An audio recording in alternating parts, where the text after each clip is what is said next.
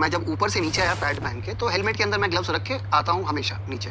तो मैं कुशन लाना भूल गया था, ऊपर से भूल गया, जहन से निकल गया, क्योंकि कप्तान था तो बहुत कुछ चलता है दिमाग में।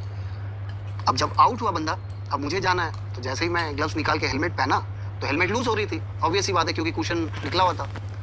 तो धीरे धीरे जाते जाते मैं अपने एक्स्ट्रा प्लेयर को बोला कि भाई ऊपर वहाँ पर गिरा पड़ा हुआ है, उसको लेके आ जा, जब तक क्रीज में मैं पहुंचूंगा, स्टांस लूंगा, तब तक तू आ जा, ताकि टाइम भी वेस्ट नहीं होगा।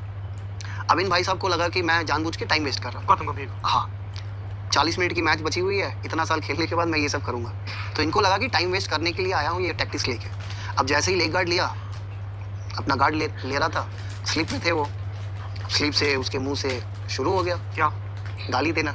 गाली? एकदम गाली थी। अब गाली मतलब ऐसा गाली कि अब नहीं आप ले सकते हो। माँ बहन की गाली? हाँ, माँ बहन की गाली। और गाली कभी मैंने किसी से ली भी नहीं है, तो एक चीज़ है जो मैं कभी ले नहीं सकता, वो है गाली। बहुत कॉमन है क्या ग्राउंड पे ऐसी गालियाँ देना एक दूसरे को?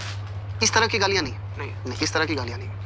देखिए, जिस माँ के कोख से आप पैदा होते हो ना, उस माँ के लिए अगर कोई भी कहे, चाहे कोई भी हो, कोई भी इंसान को लेना नहीं चाहिए, मैं तो नहीं ले सकता, चाहे कोई भी हो। फिर भी मैंने अपना थोड़ा सा कंट्रोल करके मतलब गौती भाई गाली क्यों दे रहे हो, चल रहा था। एक बार उनका जो फ्लो चलता है तो आप देखोगे कि ऑब्जर्व कर, गाली दे रहे थे, कुछ कह भी रहे थे?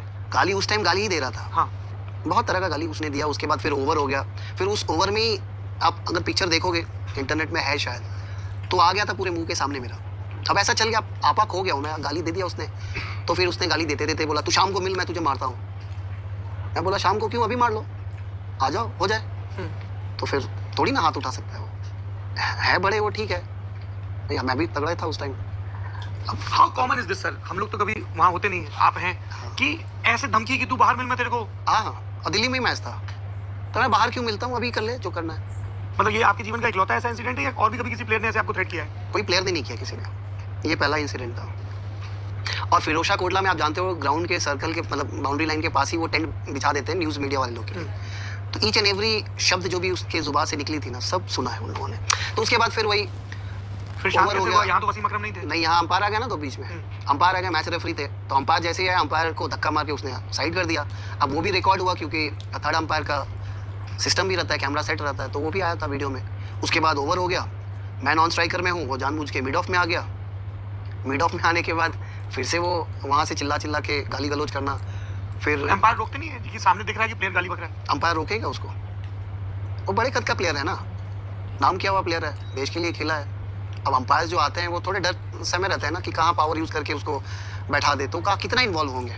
ओके, तो वो लोग अपने रिजर्व ही रहते हैं। वो प्लेयर टू प्लेयर वेरी करता है कि किसको डांटना है, किसको पकड़ना है, किसको छोड़ना है। तो फिर वो मिड ऑफ में जब था, तो फिर मुझे देख के वो अनाप शनाप बोल रहा था। फिर तब नया हमारे सौरव गांगुली आए थे बोर्ड में, तो उनके लिए भी अनाप शनाप बोलना कि वो भी अपना जैक लगा के अपना सोर्स लगा के आ गया, तू भी एकदम उसके पीछे ही ये वो ग्राउंड पे बोल रहे हैं? हाँ, ओके।